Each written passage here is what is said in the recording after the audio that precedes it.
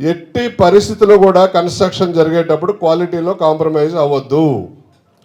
అవసరమైతే ఒక బాల్చా cement ఎక్కువేయండి, steel ఎక్కువేయండి, sand ఎక్కువ వాడండి, కానీ ఎక్కడా తగ్గించొద్దు. మిగిల్చాలని ఎక్కడా ప్రయత్నం చేయొద్దు.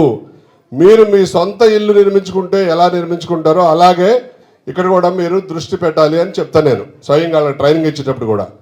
సో ఇలాంటి అన్ని రకాల జాగ్రత్తలు తీసుకుని ఈ బంగారు భవిష్యత్తును దృష్టిలో పెట్టుకుని అందరిది ఈ గృహాలు నిర్మించడం జరిగింది. అలాగే ఇంకొక శుభవార్త ఏంటంటే మన బి బ్లాక్ కూడా ఓసీ లెటర్ అయిపోయింది. నిన్న 1 వీక్లో మార్టిగేజ్ రిలీజ్ అయిపోద్ది. సో ఓసీ కూడా వచ్చేసింది, ఆక్యుపెన్సీ సర్టిఫికేట్ కూడా. ఏబి వీ గో వెరీ సిస్టమేటికల్లీ. మీరు ఏమన్నా ఒకవేళ శ్రీనివాస్ గారు పెద్ద బిల్డింగ్ కడుతున్నాడు, ఆయనకు మన కష్టం విలువ తెలియదేమనుకుంటున్నారేమో.